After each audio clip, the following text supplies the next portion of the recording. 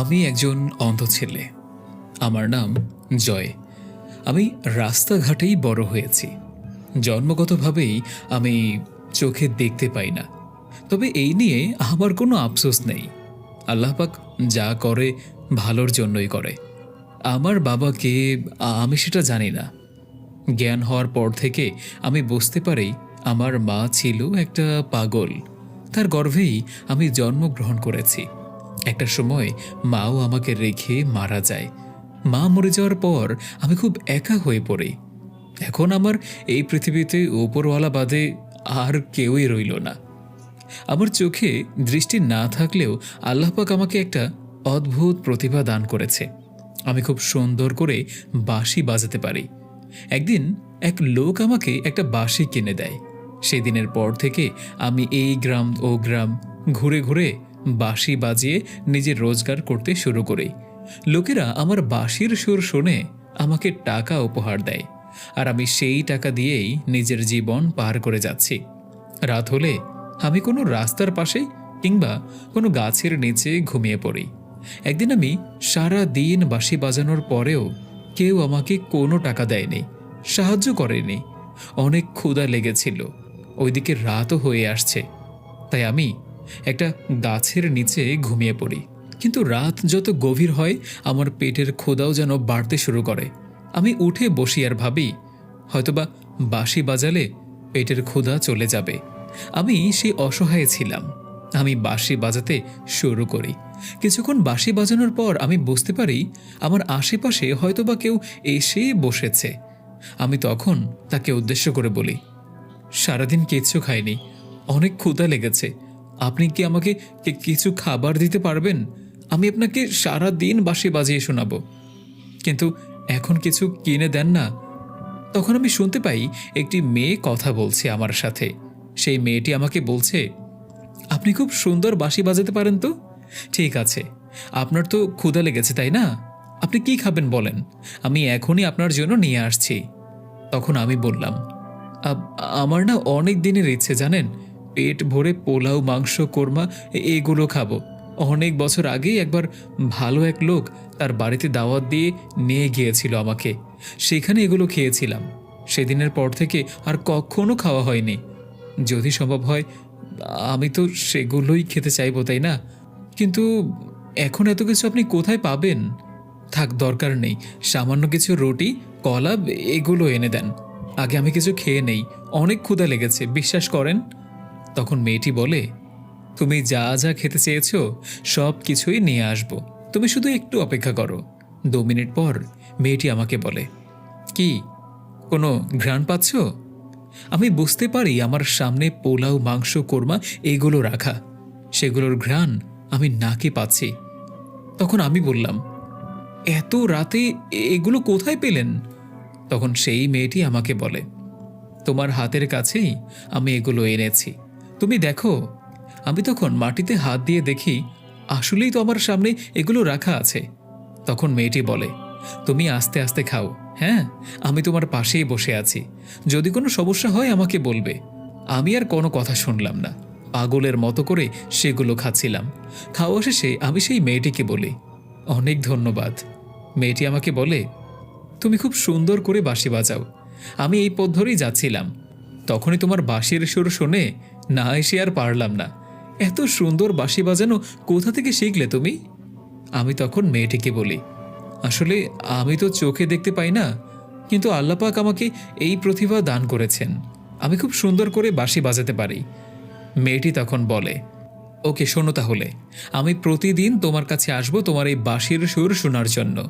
অতঃপর এই কথা বলে মেয়েটি আমার থেকে চলে যায় বিদায় নিয়ে। মেয়েটি চলে যাওয়ার পর আমি ভাবছিলাম যে এত রাতে এই মেয়ে পোলাও, মাংস কোথায় পেল? সে কোনো সাধারণ মানুষ হতেই পারে না। কিন্তু তখন পেটে এত ক্ষুধা ছিল যে আমার এই কথাটা মাথায় ছিল না। তার পরের দিন আমি রাতে ঘুমিয়েছিলাম। সেদিনও সেই মেয়েটি আমার গাছের কাছে আসে আর আমার কাছে এসে বলে, কি হলো, ঘুমিয়ে গেলে? আমাকে বাঁশি বাজিয়ে শোনাবে না? আমি ঘুম থেকে জেগে ওঠে। আমি বলি, আপনি কে? আপনি রাত হলেই আমার কাছে কোথা থেকে আসেন? তুমি না বললে তুমি অন্ধ? তাহলে তুমি কি করে বুঝতে পারলে এখন রাত হয়ে গিয়েছে? আমি তখন বলি, দেখুন, আমি জন্মগতভাবেই অন্ধ। ছোট থেকে অন্ধ থাকার কারণে আমি এখন বুঝতে পারি কখন রাত হয়েছে আর কখন দিন হয়েছে। যখন সকাল হয় তখন চারপাশে মানুষের শব্দ, গাড়ির শব্দ, এগুলো আমার কানে আসে। আমি অন্ধ হতে পারি, কিন্তু বোবা না। আমি বুঝতে পারি যে রাত হয়ে গিয়েছে, কারণ চারিপাশে সব কিছু একদম থেমে গিয়েছে, একেবারে চুপচাপ। আর এই সময়টাতেই আপনি আসেন আমার কাছে, তার মানে আপনি রাতের বেলাতেই আসেন। আসলে আপনি কে একটু বলুন তো? দেখুন, আমি কিন্তু এটাও বুঝতে পারছি আপনি কোনো মানুষ না, আপনি হচ্ছেন একটা জিন জাতি। কারণ সেদিন বলার সাথে সাথেই আপনি এতগুলো খাবার কোথা থেকে নিয়ে এলেন? দেখুন, আপনি যদি আমাকে মারতে চান তাহলে মেরে ফেলেন। এমনিতেও এই পৃথিবীর বুকে বাঁচার জন্য আমার আর কোনো ইচ্ছে নেই। এখন মনে হয় মরে গেলেই বোধহয় ভালো হবে। মেয়েটি তখন আমাকে বলে, আমি আপনাকে কেন মারতে যাব? আসলে আমি একটা পরী। আপনি ঠিকই ধরেছেন, আমি কোনো মানুষ না। আমি সেদিন এই পথ ধরেই যাচ্ছিলাম। আপনি বাঁশি বাজাচ্ছিলেন এই গাছের নিচে বসে। আমি আপনার কাছে এসে বসি, আর এত সুন্দর করে আপনি বাঁশি বাজান যে না শুনে পারলাম না। আপনার বাঁশির সুরে আমি মুগ্ধ হয়ে গিয়েছি। আমি হচ্ছি সম্রাট আজরাইল খানের একমাত্র কন্যা। আমার নাম ময়নাপরী। তারপর আমি সেই মেয়েটিকে বলি, আমি বুঝতে পেরেছি যে আপনি কোনো মানুষ না, আপনি একটা জিন বা পরী হবেন। কিন্তু এই বনে আপনি যে কোনো জিন সম্রাটের মেয়ে হবেন, এটা আমি ধারণাও করতে পারিনি। তখন সেই পরীটি আমাকে বলে, আপনার যদি কোনো আপত্তি না থাকে, আমি প্রতি রাতে আপনার কাছে আসতে চাই। আপনি বাঁশি বাজাবেন, আমি আপনার পাশে বসে আপনার বাঁশি বাজানোর সুর শুনব। যাওয়ার সময় আপনি যেটা চাইবেন আমি আপনাকে সেটাই দিয়ে যাব। আমি তখন সেই পরীটাকে বলি, আমি তো চোখে দেখতে পাই না, আমার কাছে ধন সম্পদ এগুলো সব কিছুই বৃথা। এগুলো দিয়ে আমি কি করব বলুন? তখন সেই পরীটা আমাকে বলে, আমি চাইলে কিন্তু আপনার চোখের দৃষ্টি আবার ফিরিয়ে আনতে পারি। আমি তখন বলি, সত্যি? আপনি আপনি কি সত্যিই পারবেন? আসলে আমি পারবো না, তবে আমার বাবা অবশ্যই পারবে। আপনি আমার সাথে যাবেন? চলেন তাহলে, আমি আপনাকে আমাদের পরীদের স্থানে নিয়ে যাই। পরী স্থানে আমার বাবা আপনার চোখের দৃষ্টি অবশ্যই ফিরিয়ে আনতে পারবে ইনশাল্লাহ। আপনি যাবেন? আমি তখন বলি, পরী স্থান? সেটা আবার কোথায়? আহা, পরিস্থান হচ্ছে আমাদের দেশ। সেখানে আমার মতো আরো অসংখ্য পরী জিন তারা বসবাস করে। আমি তখন বলি, দেখুন, এমনিতেও জীবনের কোনো মায়া নেই। আপনি যদি আমার চোখের আলো ফিরিয়ে দিতে পারেন তাহলে আমাকে নিয়ে যান, আমি যেতে চাই আপনাদের দেশে। তারপর আমি তার হাত ধরে উঠে দাঁড়াই। মেয়েটি তখন আমাকে বলে, আমার হাত দুটো শক্ত করে ধরুন, যাই হোক না কেন আমার হাত কিন্তু ছাড়বেন না। আমি যখন আপনাকে ছাড়তে বলবো তখনই আমার হাত ছেড়ে দিবেন। তারপর আমি বলি, ঠিক আছে। অতঃপর মেয়েটির হাত আমি শক্ত করে ধরি। কিছুক্ষণ পর আমি অনুভব করতে পারি হয়তোবা মেয়েটি আমাকে নিয়ে আকাশে উড়ছে, কারণ আমি আমার পায়ের নিচে কোনো মাটির অস্তিত্ব খুঁজে পাচ্ছিলাম না। বেশ কিছুক্ষণ পর মেয়েটি আমাকে বলে, আমরা কিন্তু চলে এসেছি, এটাই আমাদের পরীস্থান, আসুন আমার সাথে আসুন। তারপর আমি সেই পরীটাকে বলি, আচ্ছা, আপনাদের এই পরীস্থান অনেক সুন্দর তাই না? মেয়েটি তখন বলে, হ্যাঁ, অনেক সুন্দর। আপনি যদি চোখে দেখতে পারতেন তাহলে দেখতেন কত সুন্দর আমাদের এই পরীস্থান। আমাদের এই পরীদের দেশের সব কিছু আপনাদের পৃথিবী থেকে অনেক বেশি সুন্দর। আমি তখন বলি, আমি তো আমাদের পৃথিবীই দেখতে পারলাম না, আমি যে জন্ম থেকেই অন্ধ। ময়নাপরী তখন আমাকে বলে, আপনি জানেন আপনি দেখতে কত সুন্দর? আমি তখন বলি, কি করে জানবো? আমি তো কখনো নিজেকে দেখিনি আয়নাতে। মেয়েটি তখন বলে, আমি তো আপনাকে দেখেছি। আপনার মুখে একটা অদ্ভুত মায়া আছে, যে মায়াটা আমাকে টানে আপনার কাছে আসার জন্য। কিছুক্ষণ পর সে আমাকে বলে, শুনুন, আমরা চলে এসেছি, আর একটু সামনেই আমাদের প্রসাদ, আর এই প্রসাদের ভিতরেই আমার বাবা আছে, আপনি আমার সাথে আসুন। তারপর পরীটি আমাকে নিয়ে তাদের প্রসাদের ভিতরে ঢোকে। তারপর আমাকে বলে, এই কক্ষে আপনি বসুন, আমি বাবাকে ডেকে নিয়ে আসছি। কিছুক্ষণ পর একজন লোক সেই কক্ষে প্রবেশ করে আর মোটা কণ্ঠে আমাকে বলে, আসসালামু আলাইকুম, বাবা কেমন আছো? জি আলহামদুলিল্লাহ ভালো আছি। তখন সে আবার বলে, আমি হচ্ছি সম্রাট আজরাইল খান। তোমার কথা বলেছে আমাকে, তুমি নাকি অনেক ভালো, তোমার মনটাও অনেক ভালো, তুমি জন্মগতভাবেই নাকি অন্ধ, তুমি অনেক কষ্টে আছো। হ্যাঁ মহারাজ, অনেক কষ্টে আছি আমি। আল্লাহ পাক আমাকে এভাবেই সৃষ্টি করেছে। আপনার মেয়ে আমাকে বলেছে আপনি চাইলে নাকি আমার চোখের আলো আমাকে আবার ফিরিয়ে দিতে পারেন। আসলেই কি এটা সম্ভব সম্রাট? আপনি কি পারবেন আমার চোখের আলো আমাকে ফিরিয়ে দিতে? তখন ময়নাপরীর বাবা আজরাইল খান আমাকে বলে, ইনশাআল্লাহ, আল্লাহ যদি সহায় হয় তাহলে আমিই পারব। এটা বলে সে দুটি ঠান্ডা হাত আমার চোখে স্পর্শ করে আর আমাকে বলে, চোখ দুটো বন্ধ করো। যখন আমি বলবো চোখ খুলতে, তখনই তুমি তোমার চোখ খুলবে। আমি বলি, ঠিক আছে মহারাজ। বেশ কিছুক্ষণ পর সে বলে, এইবার তুমি তোমার চোখ দুটো আস্তে আস্তে করে খোলো। আমি তার কথা মতো আমার চোখ দুটো আস্তে আস্তে করে খুলতে শুরু করি। আমি দেখতে পাই আমার সামনে এখন অনেক লম্বা একজন লোক দাঁড়ানো, সাধারণ মানুষের থেকে দ্বিগুণ লম্বা, একটা সাদা জুব্বা পরা, তার মুখে একটা মায়াবী হাসি দিয়ে সে আমার দিকে তাকিয়ে আছে। লোকটার বয়স অনেক হয়েছে, কারণ তার দাড়িগুলো পেকে গিয়েছে। সে আমাকে বলে, আমি হচ্ছি আজরাইল খান, তোমার চোখে দেখতে পারছো? তারপরেই আমি বলতে শুরু করি, আমি চোখে দেখতে পারছি, আমি আমি চোখে দেখতে পারছি। ধন্যবাদ, ধন্যবাদ। হে আল্লাহ, তোমাকে অনেক অনেক ধন্যবাদ যে তুমি তার ওসিলায় আমার চোখের আলো আমাকে ফিরিয়ে দিয়েছ। তখন সে আমাকে বলে, শুধু আল্লাহকে আর আমাকে ধন্যবাদ দিলে হবে? যার কারণে তুমি এখানে আসতে পেরেছ তাকে তো ধন্যবাদ দিলে না? আমি তখন পিছনের দিকে তাকাই। আমি দেখি আমার সামনে দাঁড়িয়ে আছে ময়নাপরী। ময়নাপরী সাদা একটা পোশাক পরে দাঁড়িয়ে আছে। আমি তাকে দেখেই বলি, মাশাআল্লাহ, আপনি দেখতে অনেক সুন্দর। ময়নাপরী বলে, শুধু আমি না, আপনিও দেখতে অনেক সুন্দর। সে তখন আমাকে নিয়ে যায় তার ঘরের একটি দেয়ালের আয়নার কাছে আর আমাকে বলে, এই দেখুন, আপনিও দেখতে কতটা সুন্দর। তারপর আমি আয়নাতে আমার প্রতিচ্ছবি দেখতে পাই। আমার যে কি ভালো লাগছিল, আমি তো ভাবতেই পারছি না যে আমি চোখে দেখতে পারছি। ময়নাপরী আমাকে বলে, চলুন, আপনি না বলেছিলেন যে আমাদের দেশটা কত সুন্দর, আপনি দেখতে পারলে কত ভালো হতো। আসুন, আমার সাথে আসুন, আমি আপনাকে আমাদের দেশটা ঘুরিয়ে দেখাই। আমি তখন ময়নাপরীর সাথে তাদের পরিস্থান ঘুরতে বের হই। আমি দেখি খুবই সুন্দর এই জায়গাটি, তবে আমাদের পায়ের নিচে কোনো মাটির অংশ নেই, যেন একটা সাদা ধোয়া। আমি তখন ময়নাপরীকে বলি, এটা কি আকাশের উপরে? হ্যাঁ, এটা আসলে আকাশেই বললে হয়। আমাদের জগৎটা আপনাদের জগৎ থেকে ভিন্ন হয়ে থাকে। আমি তখন ময়নাপরীর বাবার কাছে যাই আর তাকে ধন্যবাদ দিয়ে বলি, আমি আপনার ঋণ কখনো শোধ করতে পারবো না। তখন সে বলে, আমার খুব ভালো লাগছে যে আমি কারো সাহায্য করতে পেরেছি। দেখো বাবা, আমি এখানকার সম্রাট, তবে আমি সকল মানুষদেরকেও অনেক সম্মান করি। মানুষদের ভিতরে অনেক খারাপ মানুষ আছে, যারা কিনা জিন পরীদের বন্দী করে কালো জাদু আরও অনেক খারাপ খারাপ কাজ করিয়ে থাকে।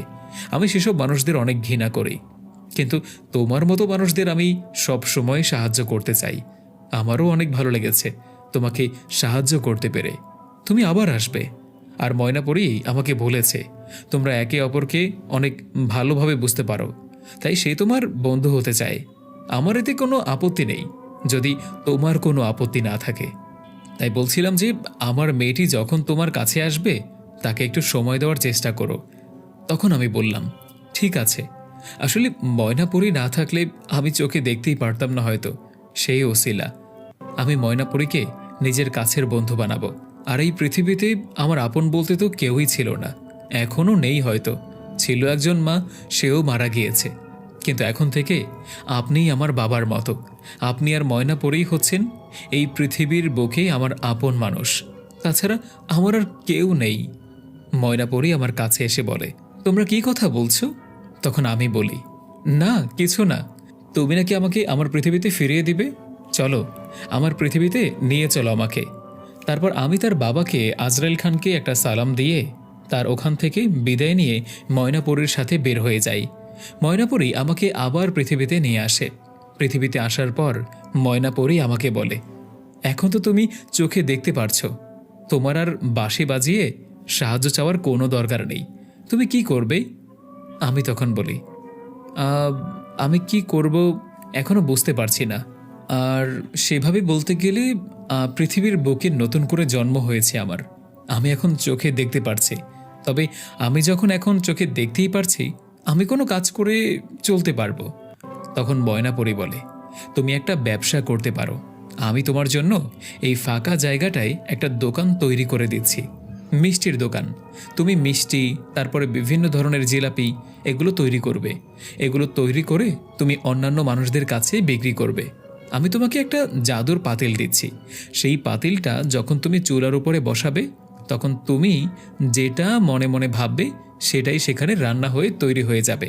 কিন্তু এটা কিন্তু গোপনে করবে, হ্যাঁ, যেন অন্য কোনো মানুষ এটার সম্পর্কে জানতে না পারে, তাহলে তোমার ক্ষতি করতে চাইবে। তারপর আমি বললাম, ঠিক আছে। আমি ময়নাপরীকে বলি, কিন্তু আমি তো মিষ্টি বানাতে পারি না। ময়নাপরী আমাকে বলে, আমি তোমাকে একটা জাদুর হাঁড়ি উপহার দিচ্ছি। সেই হাঁড়িটা যখন তুমি চুলার উপরে বসাবে, মনে মনে যা ভাববে সেটাই তৈরি হয়ে যাবে। ময়নাপরী তখন তার শক্তির মাধ্যমে রাস্তার পাশে সেই ফাঁকা জায়গাটাতে অনেক বড় একটা সুন্দর করে দোকান তৈরি করে দেয় আমাকে, আর সেই জাদুর হাঁড়িটাও আমাকে উপহার দেয়। ময়নাপরী তখন বলে, এখন আমাকে ফিরতে হবে, কিন্তু আমি তোমার সাথে মাঝে মাঝেই দেখা করতে আসবো, কিন্তু ভয় পেও না, তোমার কেউ কোনো ক্ষতি করতে পারবে না। এটা বলে ময়নাপরী আমার থেকে বিদায় নিয়ে আবারও তাদের দেশে চলে যায়। আশেপাশের গ্রামবাসীরা সকাল হতেই আমার কাছে এসে জানতে চায়, এইখানে তো কোনো দোকান ছিল না, এই দোকানটা কি করে তৈরি হলো? আমি তখন তাদেরকে বলি, গতকাল রাতেই আমি এই দোকানটা তৈরি করেছি। এই নিন আমার নতুন দোকানের মিষ্টি, খান, আশা করি আপনাদের কাছে অনেক ভালো লাগবে। তখন আমি গ্রামবাসীর সকলকে মিষ্টিমুখ করাই। সবাই আমার দোকানের মিষ্টি খেয়ে বলে, এত সুস্বাদু মিষ্টি এর আগে কখনো খাইনি। তারপর আমি সবাইকে বলি, এখন থেকে আপনাদের গ্রামে কারো বিয়ে হলে আমার থেকে মিষ্টি নিয়ে যাবেন দয়া করে। আশেপাশে আমার মিষ্টির নাম ডাক ছড়িয়ে পড়েছে, কারণ আমার এখানের মিষ্টি ছিল খুবই সুস্বাদু। কারণ যে মিষ্টিগুলো তৈরি করতাম জাদুর সেই হাড়ের মাধ্যমেই তৈরি হতো, আর এই কারণেই বোধহয় আমার মিষ্টিগুলো অনেক সুস্বাদু হতো। আশেপাশে বেশ কিছু গ্রামবাসী সব সময় আমার দোকান থেকে মিষ্টি কিনে নিয়ে যেত। এভাবেই আমার নাম ডাক চারপাশে ছড়িয়ে পড়ে। এখন আমার দোকানটা খুব ভালো করেই চলছে। মাঝে মাঝেই গভীর রাতে ময়নাপরী আমার সাথে দেখা করতে আসে। আমি রাত হলে আমার দোকানের মাঝেই ঘুমাতাম। তেমনি একদিন রাতে দোকানের ভেতরেই আমি ঘুমাচ্ছিলাম। মাঝরাতে কেউ একজন আমার দোকানের বাইরে থেকে আমার নাম ধরে ডাকছে, জয়বাবু, এই যে জয়বাবু, আমার না কিছু মিষ্টি দরকার, দোকানটা একটু খুলবেন নাকি? আমি বুঝতে পারি কণ্ঠটা শুনে সেই লোকটা খুবই বয়স্ক, কারণ তার কণ্ঠটা খুবই বয়স্ক লোকদের মতোই শোনাচ্ছিল। আমি দোকানের ভেতর থেকে বলি, এখন তো মিষ্টি নেই, আমি দিন হলে মিষ্টি তৈরি করব, আপনি দয়া করে সকালে আসুন। লোকটি আমাকে বলে, আমি যে সকালে আসতে পারবো না, কারণ দিনের আলোতে আমি বের হতে পারি না, আপনি এখনই মিষ্টিগুলো তৈরি করে দিন না। আমি তখন বলি, আপনার কতটুকু মিষ্টি লাগবে? কিছু মিষ্টি আছে, দেখি সেখান থেকে দিয়ে দেই। তখন সেই লোকটা আমাকে বলে, আরে বাপু, আমার 200 কেজি মিষ্টি লাগবে। এটা শুনে তো আমি তখনই বলি, এতগুলো মিষ্টি, এত গভীর রাতে আমি এতগুলো মিষ্টি কি করে বানাতে পারবো? আপনি কাল আসুন বাপু। তখন সেই লোকটি বলে, কেন? আপনার কাছে তো আপনার জাদুর হাঁড়িটা আছে না, সেই হাঁড়িতে করে আমাকে মিষ্টিগুলো বানিয়ে দিন না, খুব দরকার বাপু, কারণ আগামীকালই তো আমার মেয়ের বিয়ে, আজ রাতেই আমার মিষ্টি লাগবে, এতগুলো মিষ্টি। আমি লোকটার মুখে সেই জাদুর হাড়ের কথা শুনে পুরোপুরি অবাক হয়ে যাই, কারণ আমি তো কাউকে বলিনি সেই জাদুর হাড়ের কথা। তাহলে এই লোকটা কি করে জানতে পারলো আমার কাছে যে একটা জাদুর হাড়ি আছে? আমি তখন সেই লোকটাকে বলি, এই, আপনি কে বলুন তো, আপনি কিভাবে জানলেন যে আমার কাছে একটা জাদুর হাড়ি আছে? তখন সেই লোকটা বলে, আমি সব কিছু জানি। আপনাকে যে এই হাড়িটা উপহার দিয়েছে সেই ময়নাপরীকে আমি খুব ভালো করেই চিনি, আর তার বাবা মহারাজ আজরাইল খানকেও আমি খুব ভালোভাবেই চিনি। তার সাথে আমার খুব ভালো সম্পর্ক, তাদেরকেও আমি আমার মেয়ের বিয়েতে নিমন্ত্রণ করেছি। দয়া করে এখন তো দোকানটা খুলুন আপনি। তারপর আমি আমার দোকানের ঝাপটা খুলতেই দেখতে পাই একটা বয়স্ক লোক ঠিকভাবে দাঁড়াতেও পারছে না, লাঠির উপর ভর দিয়ে গুজো হয়ে দাঁড়িয়ে আছে। সে আমাকে বলে, আমাকে মিষ্টিগুলো দিয়ে দিন, অনেক দরকার। আমি তার বিনিময়ে আপনাকে অনেকগুলো টাকা দেব, কিন্তু যে করেই হোক মিষ্টিগুলো আমার লাগবেই, কিন্তু কাল রাতেই তো আমার মেয়ের বিয়ে। আমি তখন বলি, আপনি ভিতরে এসে বসুন। তারপর সে ভিতরে এসে বসলো। আমি তখন তাকে প্রশ্ন করি, আসলে আপনি কে বলুন তো? আমার মনে হচ্ছে আপনি কোনো মানুষ না। তখন সেই বৃদ্ধ লোকটি বলে, তুমি ঠিকই ধরেছ বাবা, আমি কোনো মানুষ না, আমি একটা জিন। আমার নাম হচ্ছে আজিজ। আমি আমার মেয়ের বিয়ের জন্য তোমার কাছে মিষ্টি নিতে এসেছি। তুমি ভয় পেও না, আমি তোমার কোনো ক্ষতি করব না। তারপর আমি বলি, ঠিক আছে চাচা, আপনি এখানে বসেন, আমি এখনই আপনার জন্য মিষ্টিগুলো তৈরি করে দিচ্ছি। এরপর আমি মিষ্টি তৈরি করার জন্য সেই জাদুর হাঁড়িটা আবারও চুলার উপরে তুলে দেই। চুলার উপরে উঠিয়ে আমি মনে মনে মিষ্টির কথা ভাবছিলাম। মুহূর্তের মধ্যেই 40 কেজি মিষ্টি একসাথে উদয় হয় সেখানে। এভাবে 200 কেজি মিষ্টি হয়ে যায়। আমি মিষ্টিগুলো প্যাকেটে করে চাচাকে বলি, এই ধরুন আপনার মিষ্টি তৈরি হয়ে গিয়েছে।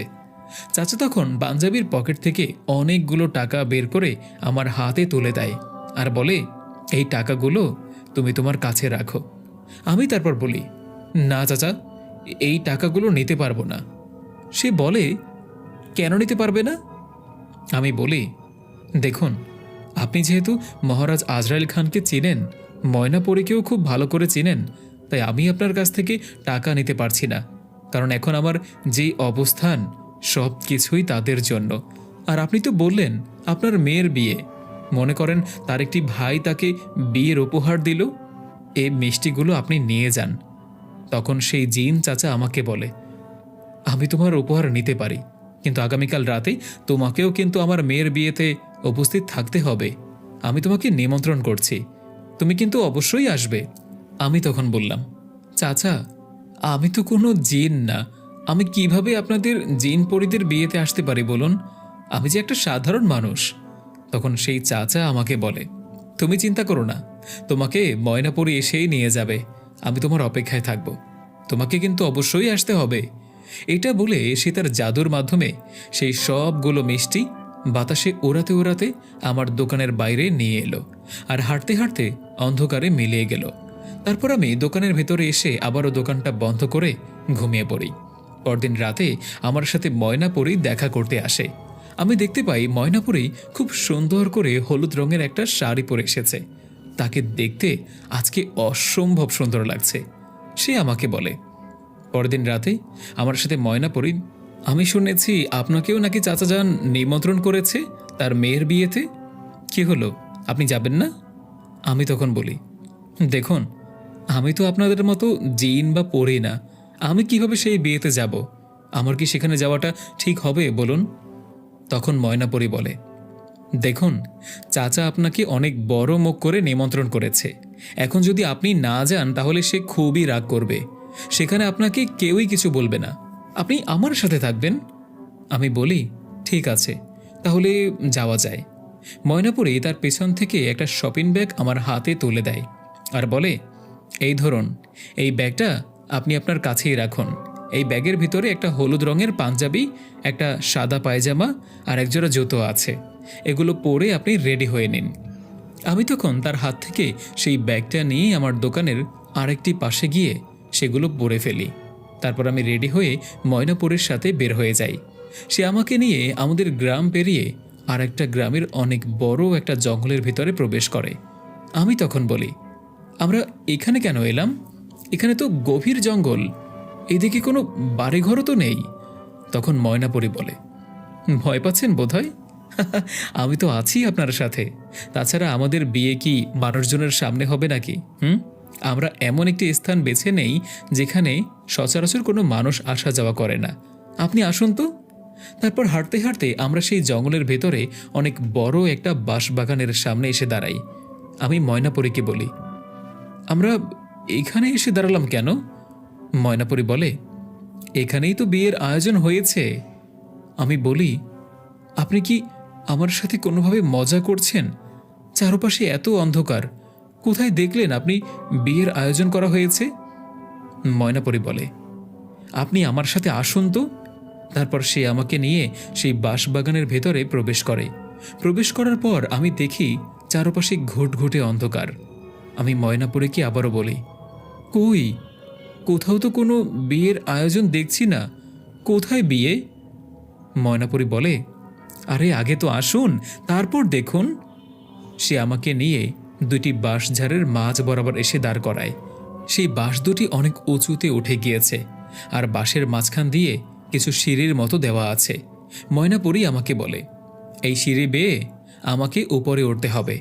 আমি ময়নাপুরীর কথা মতো সেই সিঁড়ি বেয়ে উপরে উঠতে থাকি। সিঁড়ির একেবারে শেষ অংশে আসার পর আমি পুরোপুরি অবাক হয়ে যাই, কারণ বাঁশবাগানে বাঁশের উপরে অনেক সুন্দরভাবে একটা বিয়ের আয়োজন করা হয়েছে। চারপাশে অনেক আলো জ্বলছে, অনেক মানুষের ভিড়, খাওয়া দাওয়ার আয়োজন করা হয়েছে, আবার অনেক কিছু। আমি তো এগুলো দেখে অবাক হয়ে তাকিয়েছিলাম। ময়নাপুরী আমাকে বলে, দেখলেন তো, আমি তো বলেইছিলাম এখানেই বিয়ের আয়োজন করা হয়েছে। আপনি তো আমার কথা কোনোভাবেই বিশ্বাস করতে চাইছিলেন না, এখন নিজ চোখেই দেখুন। এইদিকে আমাদেরকে দেখে সেই জিন চাচা আমাদের দিকে এগিয়ে আসে, আর সে আমার কাছে এসে বলে, বাবা জয়, তোমাকে দেখে আমি অনেক খুশি হয়েছি। আমি তো ভাবতেই পারছি না তুমি এখানে এসেছো। যাই হোক, আসো, তোমাকে স্বাগতম। আমি তখন ময়নাপুরীর সাথে সামনের দিকে এগোতে লাগি। আমি দেখি এখানে যতগুলো ছেলে জিন ছিল তারা সবাই হলুদ রঙের পাঞ্জাবি আর সাদা পায়জামা পরে আছে, আর যতগুলো মেয়ে পরেছিল তারা সবাই হলুদ রঙের শাড়ি পরে আছে, যেমনটা আমি আর ময়না এখন পরে আছি।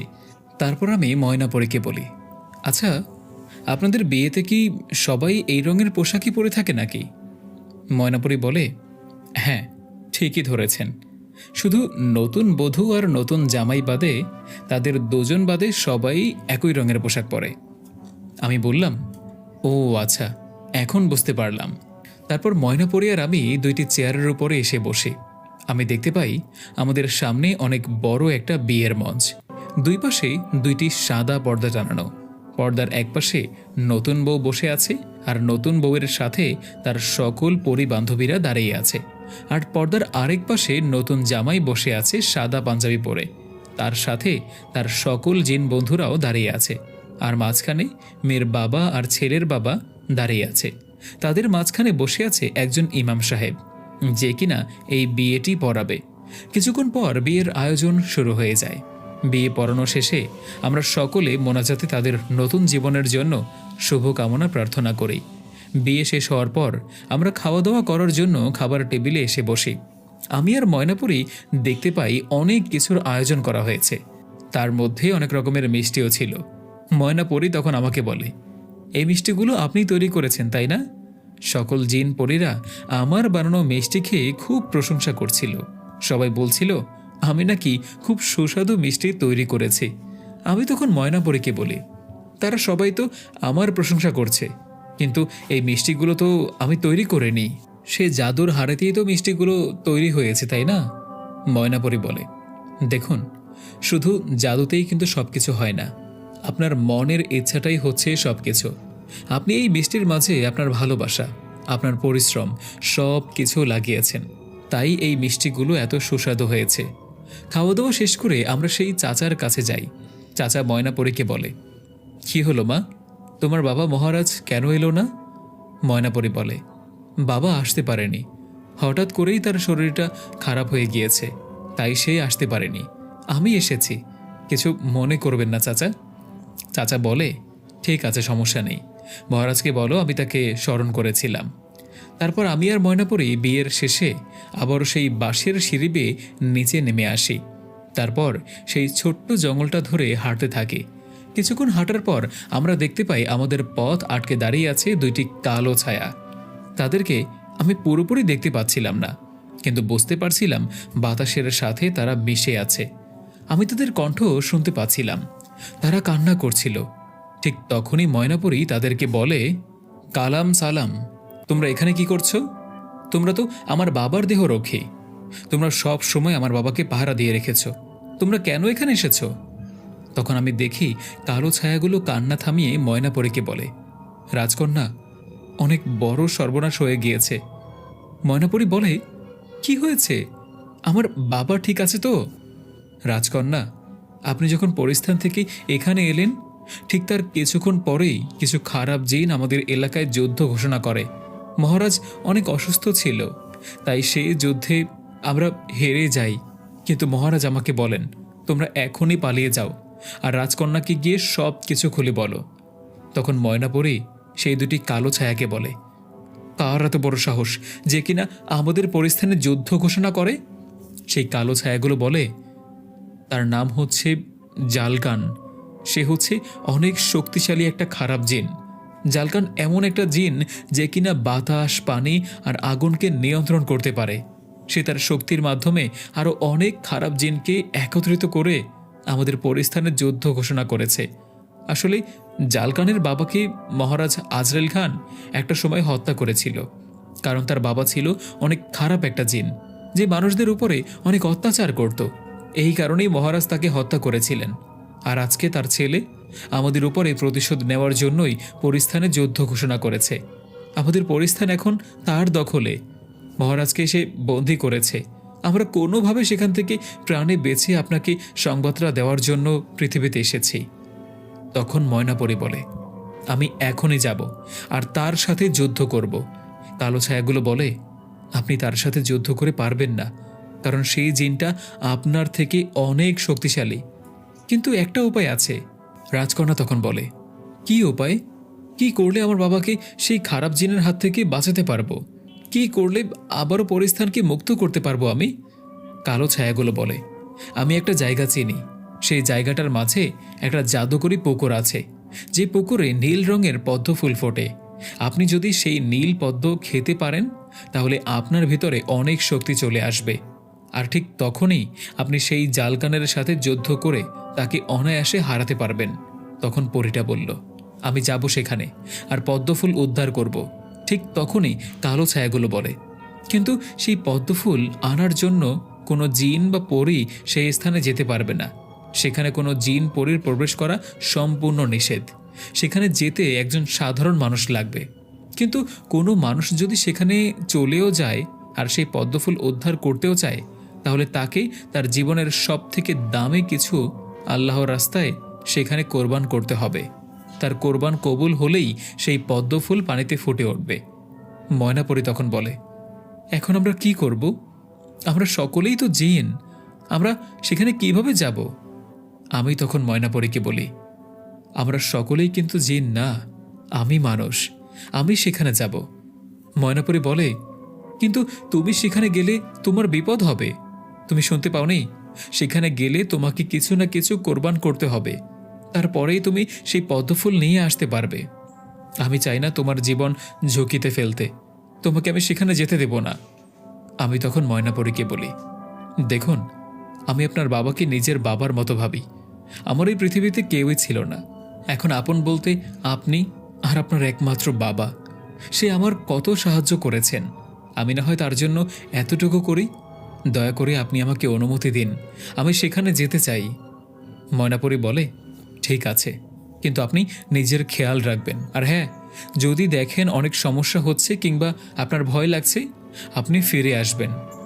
তারপর আমি বলি, আপনি কোনো চিন্তা করবেন না, আপনি আমার উপরে ভরসা রাখতে পারেন। এখন বলেন তো, সেখানে যাওয়ার রাস্তাটা কোন দিকে? তখন সেই দুটি কালো ছায়া আমাকে বলে, সেখানে কিভাবে যেতে হবে আমরা আপনাকে বলে দেব। তারপর তারা আমাকে বলে, সেই কালো ছায়া দুটি বলে, আমি আপনাকে আমাদের শক্তির মাধ্যমে সেই জগতে পাঠিয়ে দিতে পারি। আপনার হাতে থাকবে শুধুমাত্র 30 মিনিট। যা করার আপনাকে এই 30 মিনিটের ভিতরেই করতে হবে। এখন আপনি আপনার চোখ দুটো বন্ধ করে ফেলেন, আর আমরা আমাদের শক্তির মাধ্যমে আপনাকে সেই জগতে পাঠিয়ে দেই। 2 মিনিট পর আপনি চোখ খোলার পর আপনি দেখতে পারবেন যে আপনি সেই জগতে চলে গিয়েছেন। আমি সেই কালো ছায়াদের কথা মতো আমার চোখ দুটো বন্ধ করে ফেলি। তারা তাদের শক্তির মাধ্যমে আমাকে সেই অদ্ভুত জাদুকরী জগতে পাঠিয়ে দেয়। ঠিক 2 মিনিট পর আমি আমার চোখ খুলি। তারপর আমি দেখতে পাই আমি একটি নদীর পাড়ে একটা জঙ্গলের মাঝে দাঁড়িয়ে রয়েছি। তবে চারপাশে খুবই লালচে রঙের একটা আলো দিয়ে ঘেরা। আমি সাথে সাথে আকাশের দিকে তাকাই। আমি দেখতে পাই পুরো আকাশটার রং হচ্ছে কালো, আর সেই আকাশের মাঝ বরাবর একটা সূর্য উঠে আছে, কিন্তু সূর্যের রংটা হচ্ছে লাল রঙের। এ কারণেই সেই আলোটা যখন মাটিতে পড়ছে চারপাশ এমন লাল লাল দেখাচ্ছে। আমি সেই জঙ্গলের ভিতরে প্রবেশ করি আর সামনের দিকে এগিয়ে যাই। আমি দেখতে পাই আমার দুপাশে সারি সারি আম গাছ, কিন্তু সেসব আম গাছের ডালে অদ্ভুতভাবে কাঁঠাল ঝুলে আছে। কিন্তু এটা কি করে সম্ভব? আম গাছে তো আমি ধরার কথা, সেখানে কাঁঠাল কিভাবে ধরতে পারে? পুকুর ঘাটে গিয়ে আমি দেখতে পাই সেই ঘাটে বসে আছে একটা মেয়ে। সে সেখানে বসে বসে সেই পুকুরের পানিতে গোসল করছে। কিন্তু এটা কোনো সাধারণ মেয়ে ছিল না, সে ছিল একটা জলপরী। আমি লুকিয়ে লুকিয়ে তাকে দেখছিলাম। আমি ভাবছিলাম এখান থেকে চলেই যাব নাকি অপেক্ষা করব। ঠিক তখনই জলপরীটা আমার দিকে না তাকিয়েও আমাকে বলতে শুরু করে, আপনি যে আমার পেছনে সেটা কিন্তু আমি দেখতে পারছি, আর আপনি এখানে আসার সাথে সাথেই আমি বুঝতেও পেরে গিয়েছি আপনাকে কে পাঠিয়েছে, সেটাও আমি জানি। কি লাগবে? পদ্মফুল? আসুন, নীল পদ্মফুল তো এই পুকুরেই পেয়ে যাবেন, নিয়ে যান। এটা বলে সেই জলপরীটা আমার দিকে ঘুরে তাকায়। আমি দেখি সেই জলপরীটার শরীরের অর্ধেক অংশ মানুষের মতো আর বাকি অর্ধেক অংশ মাছের মতো।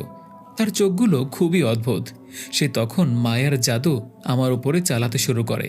সে আমাকে বলে, আমার কাছে আসো, দেখো আমি কত সুন্দর, আমার রূপে তোমাকে ডুবিয়ে মারব, আসো আসো, এগুলো বলছে। আর আমার উপরে তার মায়ার জাদু সে চালাচ্ছিল, আর আমিও সেই জাদুতে পা দিচ্ছিলাম। আমি সেই জলপরীটার কাছেই চলে যাই। সে আমাকে বলে, এখানে বসো। তারপর আমি তার সাথে সেই পুকুরের পানিতে পা দিয়ে বসে পড়ি। জলপরীটা আমাকে বলে, কি হলো, ভয় পাচ্ছ? ভয় পাওয়ার কিচ্ছু নেই, আমি কত সুন্দর দেখো, আমার রূপ দেখে তোমার কি করতে ইচ্ছে করছে? আমি কেন জানি না তাকে বলি, আপনাকে জড়িয়ে ধরতে খুব ইচ্ছে করছে। তখন সেই জলপরীটা আমাকে জড়িয়ে ধরে আর আমার পুরো শরীরে সে চুমু দিতে শুরু করে।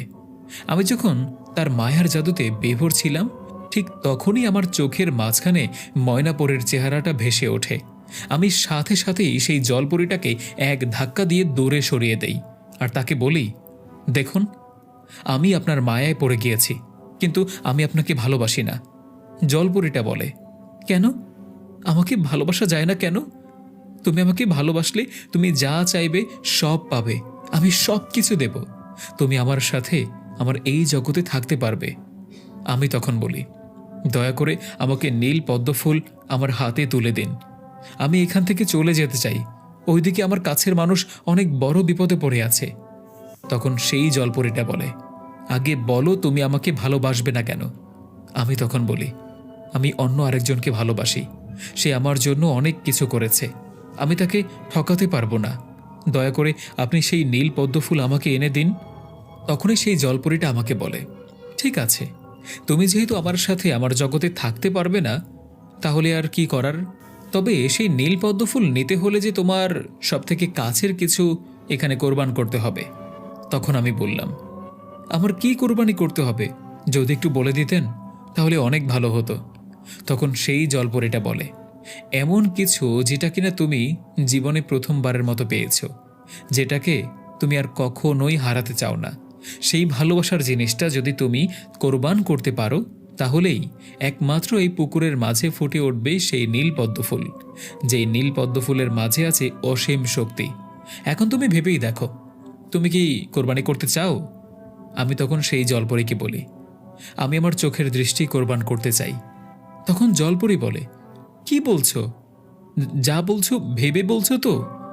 আমি বললাম, হ্যাঁ, আমি ভেবেই বলছি। কিছুদিন আগেই আমি আমার চোখের দৃষ্টি ফিরে পেয়েছি, আর আমি কখনো চাই না যে এই চোখের দৃষ্টি চলে যাক, কারণ আমি এটা কখনো চাইতামও না। কিন্তু এখন এটা ছাড়া আমার কাছে আর কোনো রাস্তা নেই। আমি আমার ভালোবাসার চোখের দৃষ্টি এই পুকুরের মাঝে কোরবানি করছি। আমি দয়া করে সেই নীলপদ্ম আমাকে দিয়ে দিন।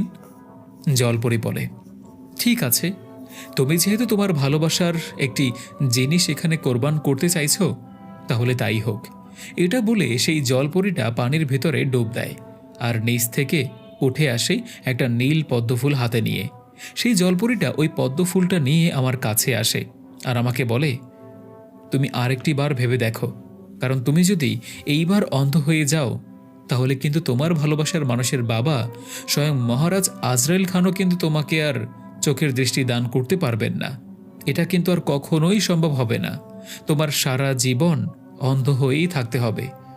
তারপরও আমি বলি, ঠিক আছে, আমি রাজি আছি। তারপরেও সেই নীল পদ্ম আমার চাই। তখন সেই জলপরীটা আমাকে বলে, তুমি সাধারণ একটি জিনের জন্য নিজের চোখের দৃষ্টি দান করতে চাইছো? তুমি আসলেই একটা বোকা।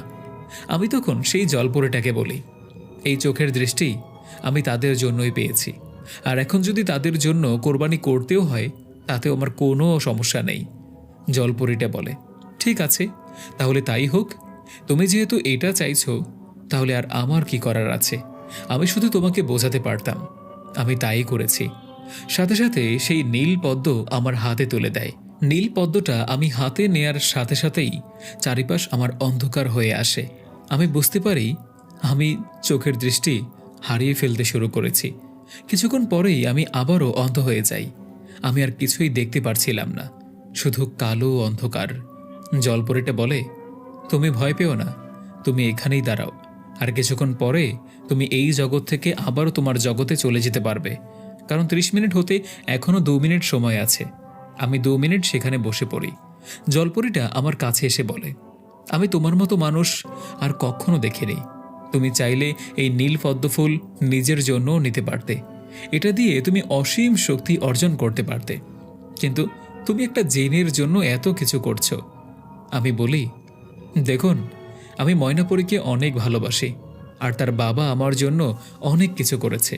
আর তাছাড়া এই পৃথিবীতে এখন আমার আপন বলতে কেউই নেই, শুধু তারা দুজনই আছে। তাদের জন্য যদি আমি কিছু একটা করতে পারি তাহলে আমার নিজের কাছেও অনেক ভালো লাগবে। এইদিকে সময়টা শেষ হয়ে আসে। জলপরী আমাকে বলে, আর মাত্র 10 সেকেন্ড আছে, তারপরেই তুমি চলে যাবে। কিন্তু আমি তোমাকে অনেক মিস করব। তুমি আসলে একটা সৎ ব্যক্তি, যে কিনা আমার মায়ার জাদুতেও বিভোর হয়নি, বরঞ্চ প্রত্যাখ্যান করেছ। তুমি জানো, তোমার আগে এইখানে অনেক মানুষ এসেছিল, কিন্তু কেউই আমার মায়ার জাদুর হাত থেকে বাঁচতে পারেনি। সবাইকে আমি আমার মায়াতে ফেলে এই পুকুরের মাঝে ডুবিয়ে হত্যা করেছি। আমি ভেবেছিলাম হয়তো তোমাকেও মেরে ফেলবো, কিন্তু তুমিই একমাত্র ব্যক্তি যে কিনা আমার মায়ার জাদু আটকাতে সক্ষম হয়েছ। আমি দোয়া করি তোমাদের ভালোবাসা চির অমর হয়ে থাকুক। কিছুক্ষণ পর আমি আবিষ্কার করি এখন আমি আবার আমার জগতে ফিরে এসেছি। তুমি তো সত্যিই নীলপদ্ম নিয়ে এসেছো, বলল সেই পরী। কই, দাও আমার কাছে। আমি তখন তাকে বলি, এই নাও ধরো। ময়নাপরী আমাকে বলে, আমি তো এই পাশে দাঁড়িয়ে আছি, তুমি ওই পাশে কাকে ফুল দিচ্ছ? হ্যাঁ, তার মানে তুমি কি আবারও অন্ধ হয়ে গিয়েছ?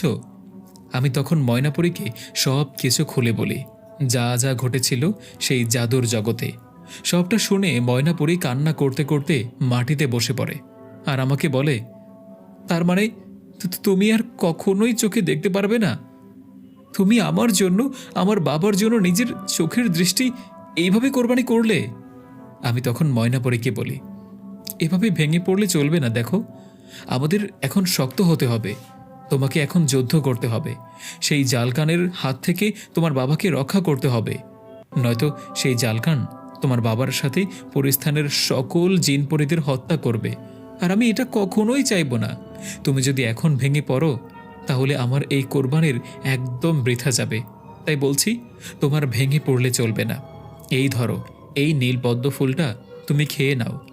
ময়নাপরী নিজেকে সামলিয়ে দাঁড়ায়। তারপর আমার হাত থেকে সেই নীল পদ্ম ফুলটা নিয়ে সে খেয়ে ফেলে। তারপরে আমাকে বলে, এই ফুলটা খাওয়ার পর আমি অনুভব করতে পারছি আমার শক্তি এখন অনেক গুণ বেড়ে গিয়েছে। এদিকে আমি বলি, যাও তবে সেই জালকান নামক শয়তান কাফের জিনকে তুমি তার উপযুক্ত শাস্তি দান করো।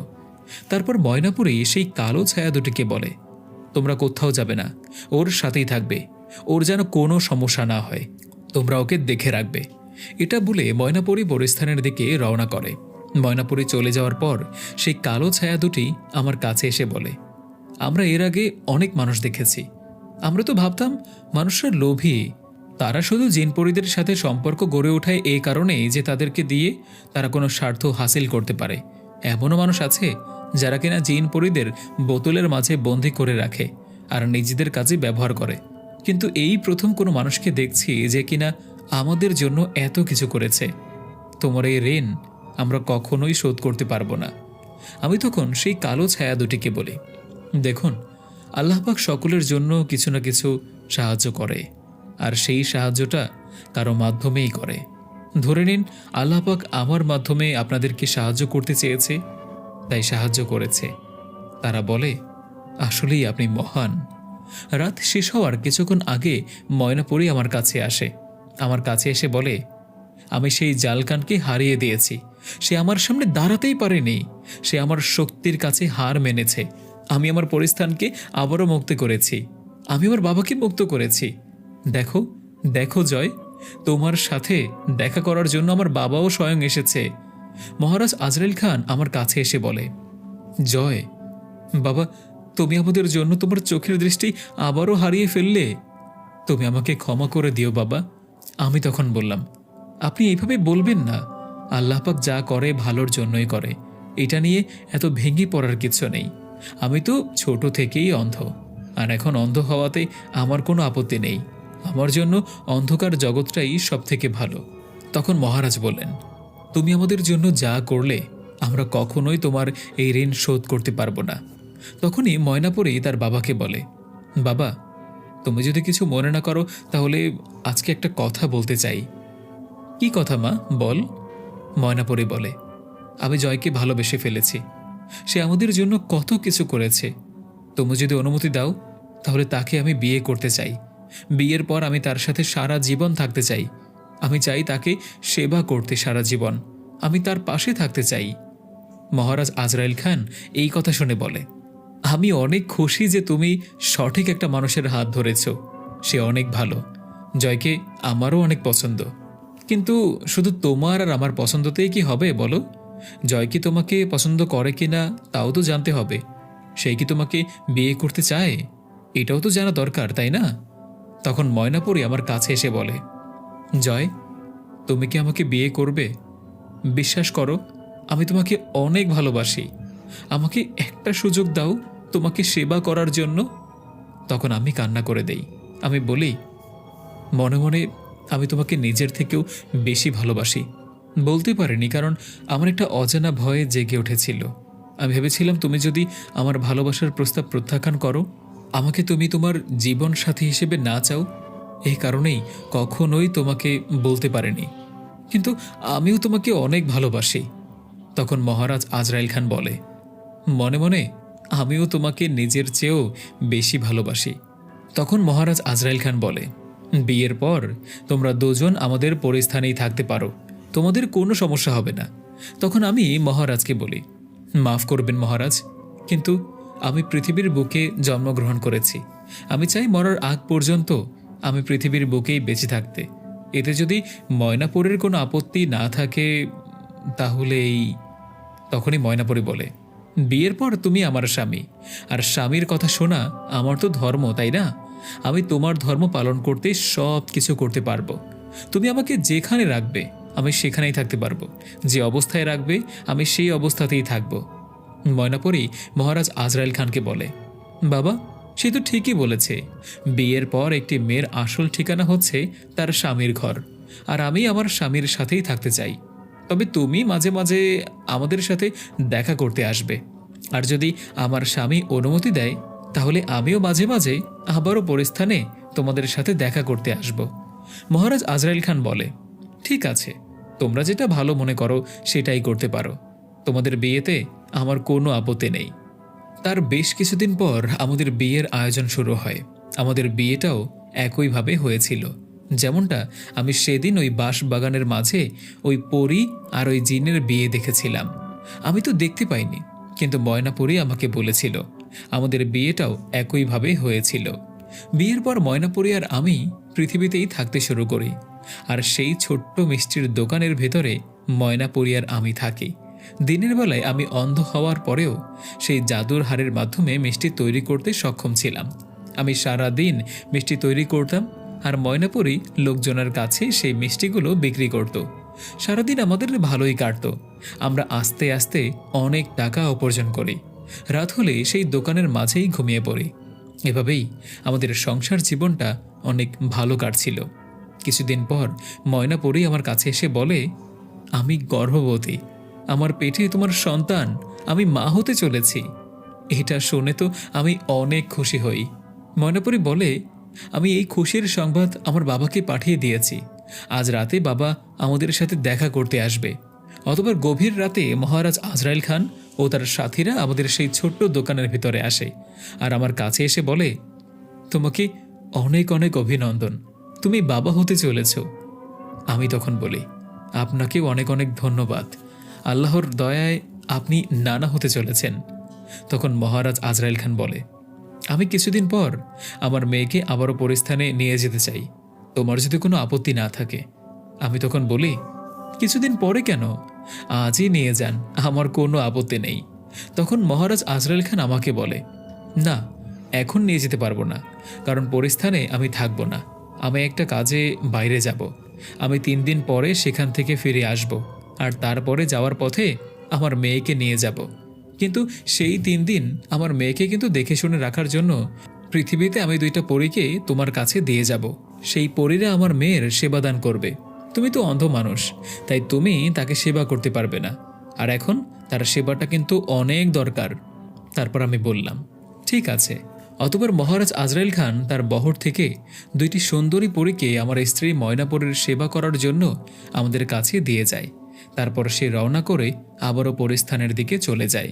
সেই পরী দুটি আমার কাছে এসে বলে, আমরা আপনাদের সেবা করতে পারবো, আমাদের জীবন ধন্য, কারণ আপনিই তো সে, তাই না, যে কিনা সেই শয়তান জারকানের হাত থেকে আমাদের পরিস্থান রক্ষা করার জন্য এত বড় একটা কোরবানি দিয়েছিলেন। আপনি জানেন, আপনার কথা পরিস্থানের সবাই বলা বলি করে। আমাদের খুব ইচ্ছে ছিল যে আপনাকে দেখব। রাজকন্যা, আপনি একদম চিন্তা করবেন না, আপনার এই 3 দিন কোনো সমস্যা হবে না। আমরা 2 বোন আপনার পাশে সব সময় থাকব। দেখতে দেখতে 3টা দিন পার হয়ে যায়। মহারাজ আজরাইল খান আমাদের কাছে এসে বলে, এখন তো রাজকন্যাকে নিয়ে আমাদের পরিস্থানে যেতে হবে, তুমি চাইলে তুমিও আসতে পারো। রাজকন্যা আমার কাছে এসে বলে, চলো না যাই, তুমি আসলে আমার অনেক ভালো লাগবে, আমি অনেক সাহস পাব। তখন আমি বলি, দেখো, এখন তোমার যাওয়ার সময়। আমি আসব যেদিন আমাদের সন্তান এই পৃথিবীতে আসবে, সেদিন আমি আবারও পরিস্থানে আসব। সেদিন তুমি তোমার লোকদের পাঠিয়ে দিও আমার এখানে, আমি চলে আসব, কোনো সমস্যা নেই। কিন্তু এখন আসতে পারবো না। এখন গেলে আশেপাশের সকল জিন পরীরা অনেক খারাপ চোখে দেখবে, ভাববে আমি একজন অসহায়, তোমাদের উপর নির্ভরশীল, তাই আমি আসতে চাইছি না এখন। এতদিনে তো তুমি আমাকে যথেষ্ট চিনেছ, আমার বিশ্বাস তুমি আমার কথার সম্মান রাখবে। ময়নাপরী তখন তার বাবাকে বলে, বাবা, সে আসবে না, শুধু শুধু অনুরোধ করে কোনো লাভও হবে না, তোমার জামাই কিন্তু অনেক জেদি, সে সময় মতোই আসবে, চলো আমরা রওনা করি। তারপর ময়নাপরী আমার কপালে একটা চুমু দিয়ে বলে, তুমি কিছুদিন দেখে শুনে থাকতে পারবে তো? আমি তখন বলি, ছোট থেকেই তো আমি একা থেকেছি, তাই না? তাছাড়া এখন আশেপাশের সবাই আমাকে চেনে, আর আমার জাদুর হাড়ি তো আছেই। আমি মিষ্টি তৈরি করব আর দোকানে বসে বিক্রি করব, মানুষ আমাকে খুব ভালোভাবেই চেনে। তুমি আমাকে নিয়ে কোনো চিন্তা করো না, আমার কোনো বিপদ হবে না। তুমি এই কদিন সাবধানে থেকো, আমাদের সন্তানের যেন কোনো ক্ষতি না হয়, ঠিক আছে? তাহলে আমি এখন আসি। আচ্ছা, ঠিক আছে, তুমি এসো। মহারাজ আজরাইল খান চলে যাওয়ার আগে বলে যায়, আমি তো চলে যাচ্ছি আমার মেয়েকে নিয়ে, কিন্তু তোমার দেখাশোনার জন্য আমি তোমার চারপাশে 4টি জিনকে পাহারা দিয়ে যাচ্ছি, যেন কোনো লোভী মানুষ তোমার ক্ষতি করতে না পারে। আমি জানি মানুষদের ভিতরে যেমন তোমার মতো ভালো মানুষ আছে, তেমনই আবার খারাপ মানুষও কিন্তু আছে, যারা কিনা লোভের জন্য যে কোনো কিছু করতে পারে। তারা তোমাকে হত্যাও করতে পারে টাকার জন্য। তাই আমি তোমার পাহারার জন্য 4টা জিনকে তোমার চারপাশে রেখে যাচ্ছি। আমি তখন মহারাজ আজরাইল খানকে বলি, বাবা, এইটার কি দরকার ছিল? আমি তো আগেও একা থেকেছি, তাই না? তাও আবার রাস্তায় গাছের নিচে, তখন তো কেউ আমার কোনো ক্ষতি করেনি। তখন মহারাজ আজরাইল খান আমাকে বলে, বাবাজি, তখন তো তোমার কাছে টাকা পয়সা ছিল না, কোনো দোকানও ছিল না, কিন্তু এখন তোমার কাছে কিছু টাকা আছে, দোকান আছে, তাই তোমার শত্রুও অনেক বেশি। যে কোনো সময় যে কেউ তোমার উপর হামলা করতে পারে। তারা ভাবতে পারে তুমি একটা অন্ধ মানুষ, তাই তারা তোমাকে হত্যা করে তোমার টাকা পয়সা নিতে চাইবে। এই কারণেই আমার 4জন সাথীকে তোমার এখানে চারপাশে পাহারার জন্য রেখে যাচ্ছি। এটা নিয়ে তুমি আর কোনো দ্বিমত করো না তো। তারপর আমি বললাম, ঠিক আছে বাবা, আপনারা যা ভালো মনে করেন। ময়নাপুরী আমার থেকে বিদায় নিয়ে চলে যায়। ময়নাপুরী চলে যাওয়ার পর এখন আমাকে একা একাই সব কিছু করতে হয়। তাকে আমি অনেক মিস করছিলাম। ময়নাপুরী যখন আমার পাশে থাকতো, সব সময় কোনো না কোনো ফাঁকেই চলে যেত। আমি বুঝতেই পারতাম না, আমার হেল্প করত। সে আমাকে বুঝতেও দিত না যে আমি একটা অন্ধ। সে সব সময় আমার সেবা করত, আমার সাথে কথা বলতো, আমাকে দেখে শুনে রাখতো। কিন্তু আমি বুঝতে পারি যে আমার আশেপাশে কিছু জিন ঘোরাফেরা করে। তারা যথেষ্ট পরিমাণ আমাকে সাহায্য করে। তারপরেও আমি ময়নাপরীকে সব সময় মিস করি। একদিন রাতে আমি দোকানের ভেতরে ঘুমিয়েছিলাম। মাঝরাতে আমি লক্ষ্য করি কিছু লোক আমার দোকান ভেঙে ভেতরে ঢোকার চেষ্টা করছে। আমি তখনই তাদেরকে বলি, এই, কে আপনারা, কে? কিন্তু কেউ কোনো কথা বলছে না। জোরে জোরে আমার দোকানের বাইরের অংশটা ভেঙে ফেলে। তারপর আমার দোকানের ভেতরে প্রবেশ করে। তারা বোধহয় 3 জন চোর ছিল। সে 3 জন চোর আমার কাছে এসে বলে, টাকা পয়সা কোথায় রেখেছিস, তাড়াতাড়ি বল, নয়তো তোকে কিন্তু একদম মেরে ফেলবো, জলদি বল। আমি তখন বলি, আমার কাছে কোনো টাকা পয়সা নেই। তারা বলে, সারাদিন এত টাকার মিষ্টি বিক্রি করলি, আর আমরা কিন্তু সব কিছু দূর থেকে দেখেছি। এখনো বলছি, কোথায় টাকা আছে বল, নয়তো এখানেই মেরে ফেলবো। আমি তখনই সেই চোরগুলোকে বলি, তোমাদের ভালো চাইলে এখান থেকে চলে যাও, নয়তো তোমরা তোমাদের জীবন হারাবে। তখন আমার কথা শুনে সেই চোরগুলো হাসতে শুরু করে, আর হাসতে হাসতে বলে, তোর মতো একটা অন্ধ লোক আমাদেরকে মারবে? তারপর আমি বলি, তোমাদের ভালোর জন্যই বলছি, পরে বলো না যে আমি তোমাদেরকে সতর্ক করিনি। আমার কথা শুনে সেই 3 জন চোর হাসতে শুরু করে। তাদের 3 জনের ভেতরে একজন আমার কাছে এসে আমাকে জোরে একটা চড় মারে। আমি মাটিতে পড়ে যাই। ঠিক তখনই সেই 4 জন পাহারাদার জিন যারা ছিল আমার পাশে, তারা আমার ভেতরে প্রবেশ করে। আর আমার ভেতর থেকেই সেই 3 জন চোরকে সেই 4 জন জিন আক্রমণ করে। সেই 3 জন চোর আমার সাথে পেরে উঠছিল না। তারা বুঝতেই পারছিল না যে একজন অন্ধ ছেলে কি করে তাদেরকে এভাবে মারছে। কিন্তু তারা তো আর জানে না আমার ভেতরে এখন 4টি জিন প্রবেশ করেছে, যারা কিনা তাদেরকে এভাবে মারছে। আমার হাতে মার খেয়ে সেই চোরগুলো সেখান থেকে পালিয়ে যায়। চোরগুলো পালিয়ে যাওয়ার পর আমি সেই 4 জন জিনকে বলি, এখন আমার ভেতর থেকে বের হয়ে আসুন। তারা বের হয়ে আসে।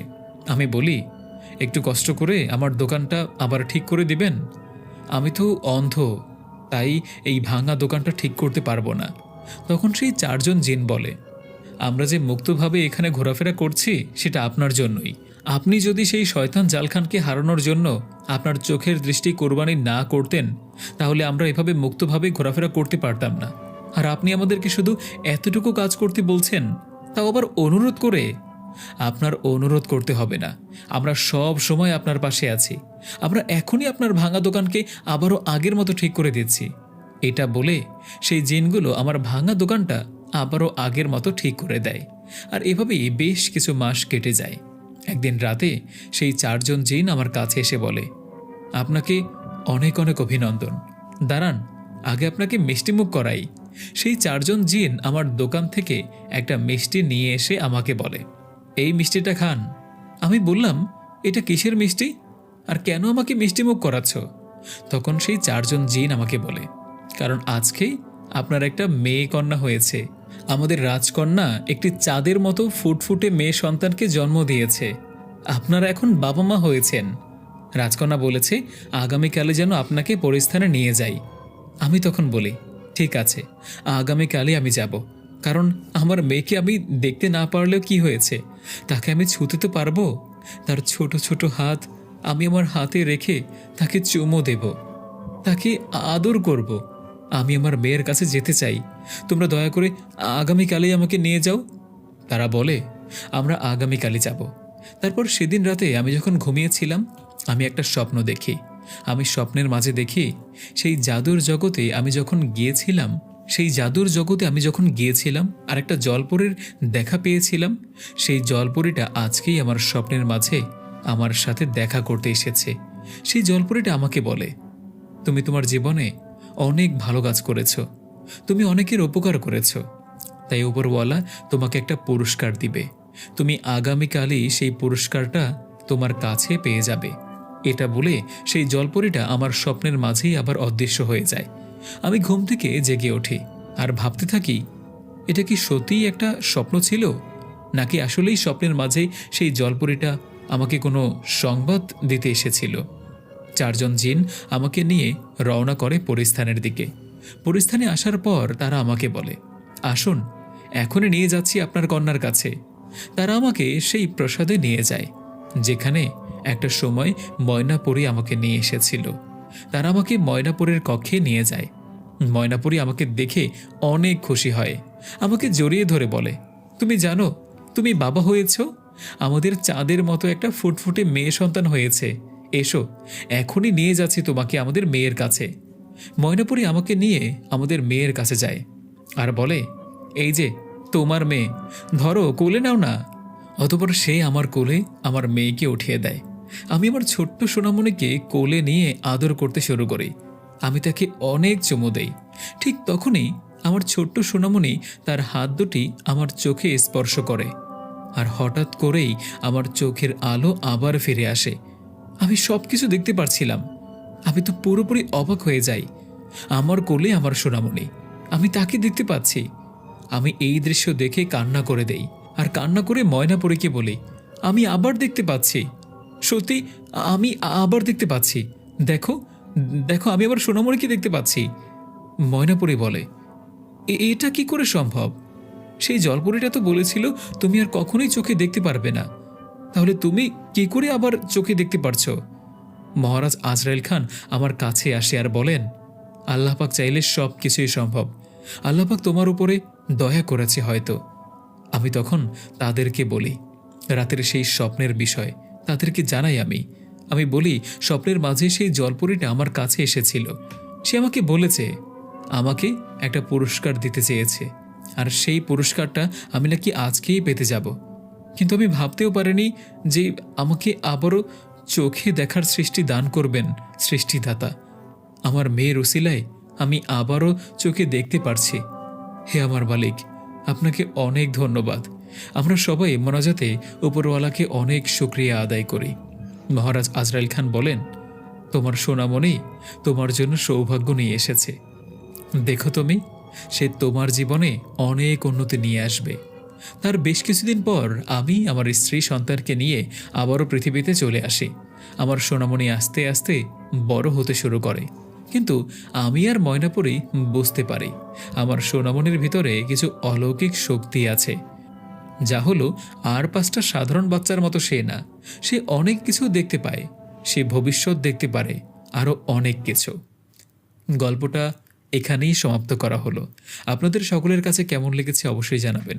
ব্যক্তিগতভাবে এতদিন পরে একটা গল্প রেকর্ড করেছি, যেটা আমার নিজের কাছে অনেক ভালো লেগেছে। ধন্যবাদ।